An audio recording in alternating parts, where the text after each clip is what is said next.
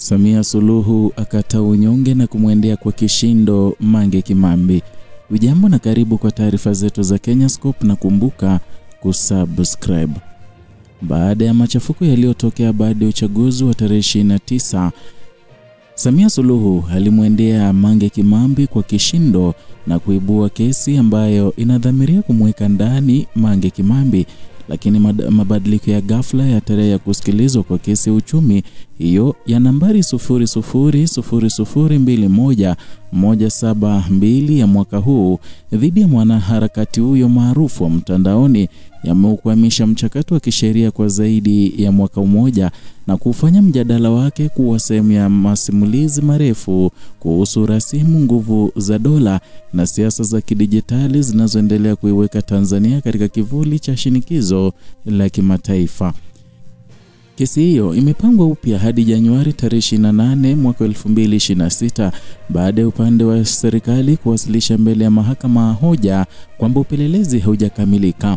Jambo hilo tafsiriwa kama mwendelezo wa mvutano unaojengwa kwa misingi ya ushahidi na mkakati wa kisheria unaotaka kujiimarisha kabla ya kuingia kwenye ushahidi wa kina. Kufikishwa kwa hoja hiyo mbele ya hakimu mkazi mwandamizi Hassan Makube kulifungua kurasa mpya katika mabishano, si tu kuhusu hatima ya mshtakiwa bali pia kuhusu kesi na kasi, uwezo na nia ya mfumo wa haki wa Tanzania katika kushughulikia mashauri yenye sura ya kimataifa.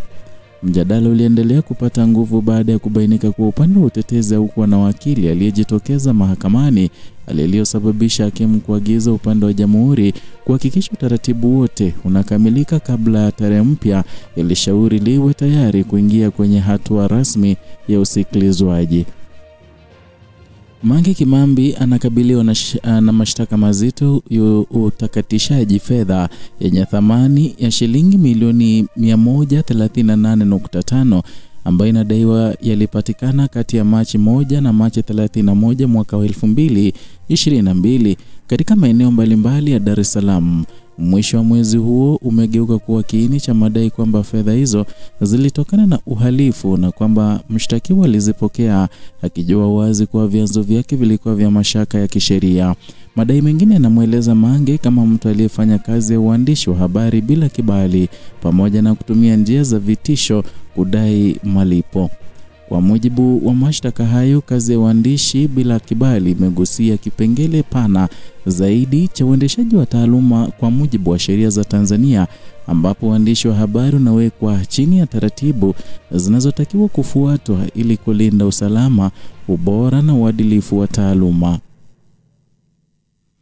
Hoja inayojitokeza si tu kama kosa la kiuhalifu bali kama mfano wa mapambano makubwa ya kudhibiti wa taarifa zinazozunguka katika jamii ya kimtandao.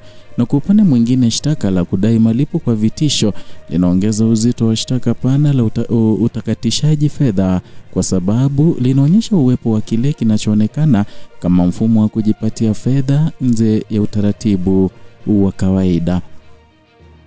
Msingi wa sheria unaohusishwa na hatua hii ni kifungu cha 12(1)d na 13A cha sheria cha utakatishaji fedha sura ya 423 ya mwaka 2019, ikiwa sambamba na sheria ya uhujumu uchumi, sheria ambazo zimejengwa mahususi kwa ajili ya kushughulikia matendo yanayoonekana kuhatarisha uchumi na usalama wa taifa. Katika miaka ya karibuni, sheria hizi zimekuwa silaha muhimu katika kukabiliana na wahusika wanaodaiwa kuvuruga mifumo ya kifedha, kutenda makosa kwa njia ya kidijitali na kuendesha shughuli za uhalifu zinazoonekana kutishia ustawi wa taifa. Mjadala wa kesi hii kuhuishia ama hauishi katika mpaka ya Tanzania bali imehusisha moja kwa moja na masuala ya ushirikiano wa kimataifa, hasa kutokana na uwezekano wa kumrejesha Mange nchini ili kusikilizwa. Video iliyosambaa Disemba tarehe 2 mwaka huu ilionyesha Mange akithibitisha kupokea taarifa kuhusu shauri hili na madai kwamba serikali imenuia kuanzisha mchakato wa kumrudisha nchini.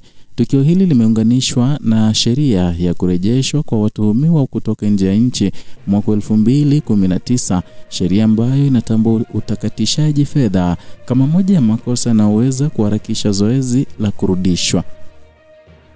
Hali hii hili limeweka msingi wa mjadala kuhusu nguvu za kisheria zinazovuka mipaka, ambapo utawala wa ndani unategemea makubaliano ya mataifa mengine ili kusimamia masuala ya usalama na uhalifu unaovuka mipaka ya kitamaduni.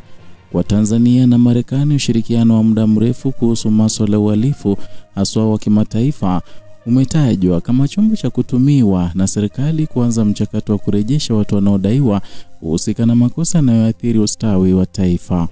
Na katika muktadha huo, uhamisho wa kimataifa unachukua sura ya kisiasa na kisheria inayozidi kuibua mambo mapya kuhusu nafasi ya nchi katika usimamizi wa uhalifu mseto, hasa ule unaohusisha teknolojia, fedha na mienendo ya kijamii.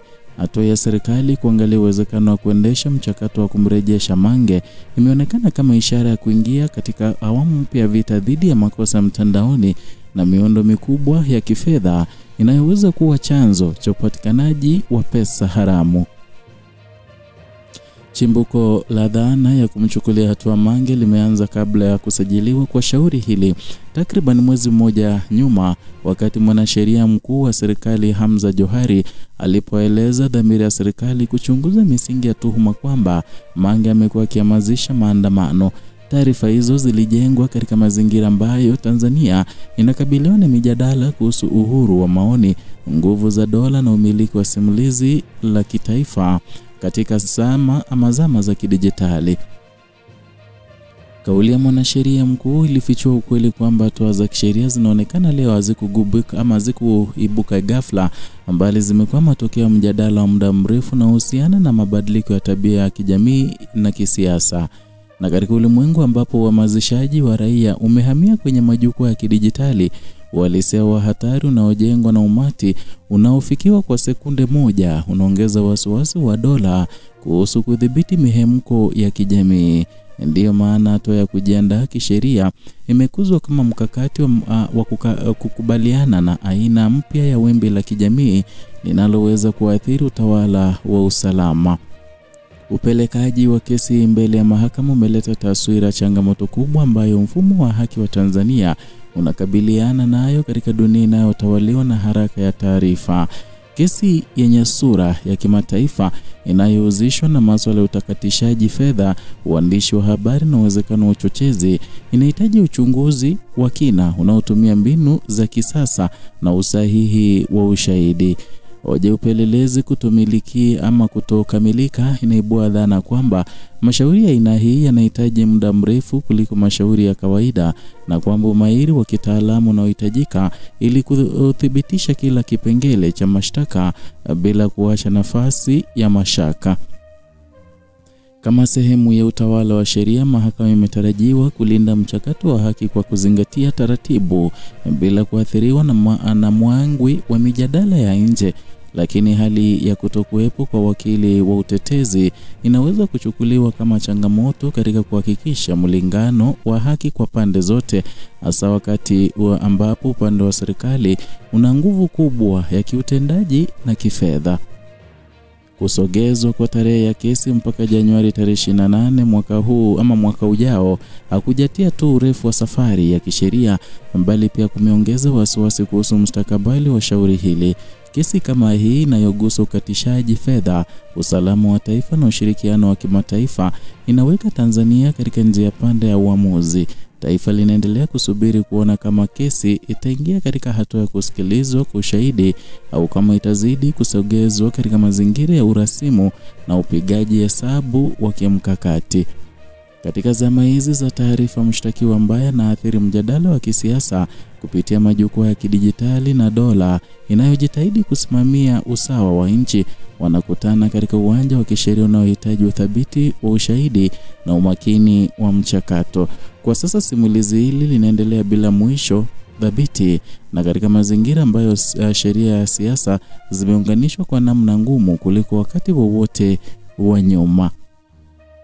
Ni hayo tuliokuandalia kutoka hapa Kenya Scope Channel yako pendwa ambayo inaangazia siasa za Afrika Mashariki. Haswa sasa hivi tunapojikita katika siasa za Tanzania. Hapo unapata taarifa kwa kina, uchambuzi wa kina bila kupindisha wala kuegemea upande wowote. Zidi kutusupport kwa kusubscribe, kulike na vile vile kushare video zetu.